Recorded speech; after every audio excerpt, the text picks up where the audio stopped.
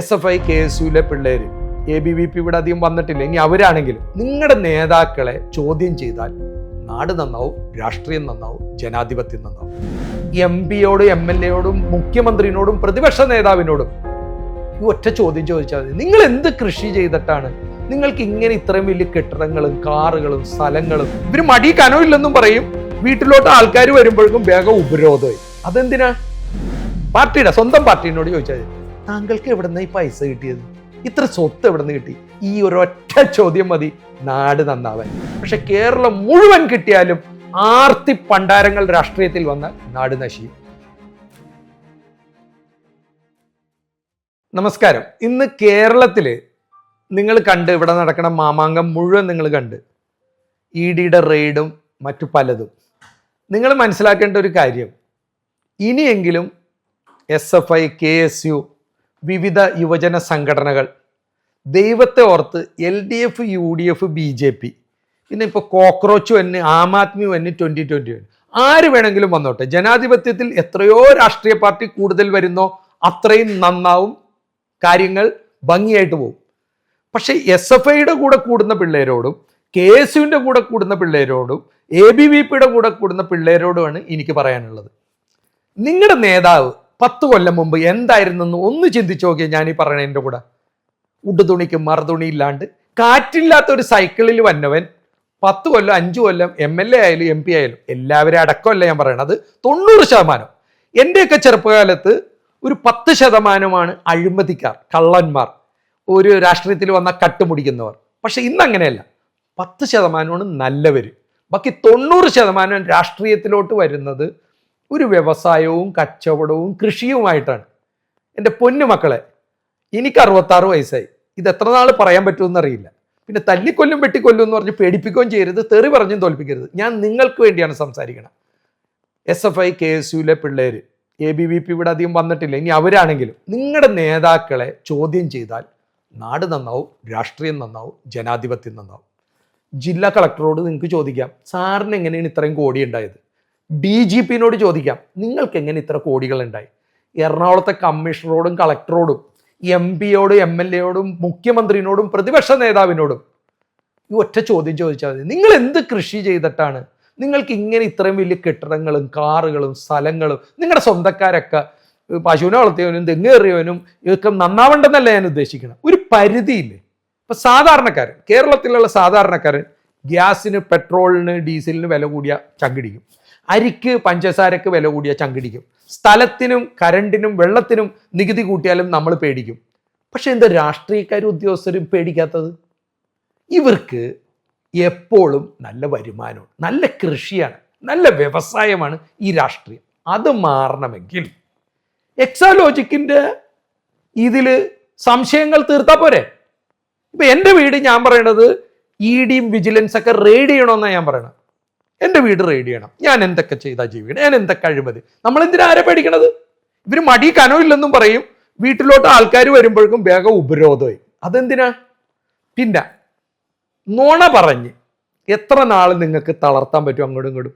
ഇപ്പൊ VD സതീശൻ കയറിയിട്ട് കുറേ കാര്യങ്ങൾ പറയുന്നുണ്ട്, നല്ല കാര്യങ്ങളാണ് പറയണത്. ഒരു 3 മാസം അദ്ദേഹത്തിന് സമയം കൊടുക്കാം. അത് കഴിഞ്ഞാൽ ഞാനും ഷാജൻ സ്കറിയൊക്കെ എനിക്ക് നല്ല ഉറപ്പുണ്ട്, തെറ്റ് ചെയ്താൽ തെറ്റാണെന്ന് തന്നെ പറയും, ഒരു ബയസ്ഡും ഇല്ല.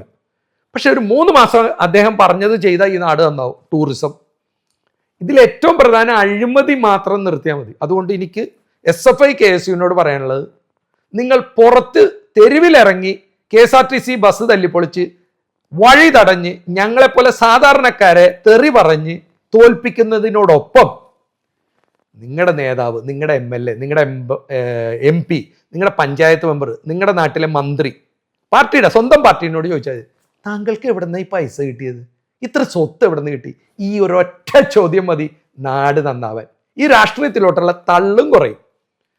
അപ്പൊ ഈ ജനാധിപത്യം വീണ്ടെടുക്കാൻ, ഈ രാഷ്ട്രീയം നന്നാക്കാൻ ഇപ്പോൾ ഏറ്റവും മൂല്യച്യുതി വന്ന് നമ്മുടെ മുൻ മുഖ്യമന്ത്രി പിണറായി വിജയൻ പറഞ്ഞ പോലെ കണ്ട ഡാഷ് മക്കളും ചെറ്റ മക്കളും, എനിക്കങ്ങനെ പറയണമെന്നില്ല, അദ്ദേഹം പറഞ്ഞപ്പോൾ അതൊക്കെ നല്ല വാക്കുകളാണല്ലോ, ഡാഷ് മക്കളും ചെറ്റ മക്കളും പരനാറികളും ഒക്കെ ഇതിൻ്റെ അകത്ത് കയറി വന്നതുകൊണ്ടാണ് ഇത് വന്നത്. അതുകൊണ്ട് SFIയും KSUവും ABVPയും യുവജന സംഘടനകളും ഇനി വലിയ സംഘടനകളും, ഇപ്പൊ KSU എന്നൊക്കെ പറഞ്ഞാൽ വളരെ വലുതായി കഴിഞ്ഞപ്പോൾ 60 വയസ്സായവനും എൻ്റെ അകത്തുണ്ട്. ഇന്നലത്തെ വിദ്യാർത്ഥി സമരത്തിലും ഞാൻ കണ്ട് 40-50 വയസ്സായത്. ആയിക്കോട്ടെ, നിങ്ങൾ നിങ്ങളുടെ നേതാക്കളെ ശരിയാക്കിയാൽ, അവരുടെ അഴിമതി തടഞ്ഞാൽ, ഇവർക്ക് ധൈര്യമുണ്ടോ കൊച്ചി മെട്രോ റെയിലിന്റെ മുഴുവൻ കാര്യം അന്വേഷിക്കാൻ, GCDA ഗ്രേറ്റർ കൊച്ചിൻ ഡെവലപ്മെന്റിന്റെ അന്വേഷിക്കാൻ, കൊച്ചിൻ കോർപ്പറേഷന്റെ അന്വേഷിക്കാൻ, ഊരാളുങ്കൽ സൊസൈറ്റിനെ കുറിച്ച് അന്വേഷിക്കാൻ? ഞങ്ങളൊന്നും പറയണില്ലല്ലോ അവർ കള്ളന്മാരാണെന്ന്. ഒരു അന്വേഷണം ED നടത്തട്ടെ എന്ന്.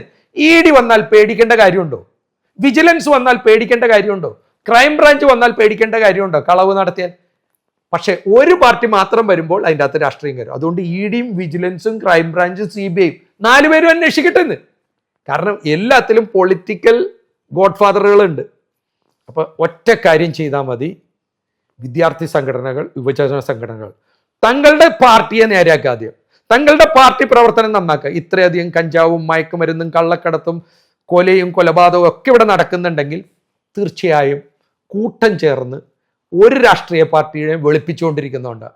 എന്ത് LDF, എന്ത് UDF, എന്ത് BJP. ആദ്യം രാഷ്ട്രം നന്നാവണം, അത് കഴിഞ്ഞ് വേണം രാഷ്ട്രീയം നന്നാവാൻ. അപ്പൊ രാഷ്ട്രീയക്കാർ മോശമായാൽ രാഷ്ട്രവും നശിയും, നാടും നശിയും. അതുകൊണ്ട് ഇന്നത്തെ റെയ്ഡല്ല, പറ്റുമെങ്കിൽ വലിയ വലിയ ഭരണാധികാരികളുടെ ഉദ്യോഗസ്ഥരുടെയും നമ്മളൊക്കെ ഇഷ്ടപ്പെടുന്ന മഹാസിനിമ നടന്മാരൊക്കെ ഇടയ്ക്കിടയ്ക്കൊക്കെ ഒന്ന് സ്വത്ത് വെളിപ്പെടുത്തുകയും അവരുടെ നികുതി വെട്ടിപ്പ് ഒക്കെ ഒന്ന് തടഞ്ഞാൽ സമ്പന്ന രാഷ്ട്രമാവും. ഇവിടെ സ്വൈര്യ ജീവിതം ഉറപ്പാക്കാൻ പറ്റും. പക്ഷെ കേരളം മുഴുവൻ കിട്ടിയാലും ആർത്തി പണ്ടാരങ്ങൾ രാഷ്ട്രീയത്തിൽ വന്നാൽ നാട് നശിയും. അതുകൊണ്ട് EDനെ ഒന്നും ആരും ഭയപ്പെടേണ്ട.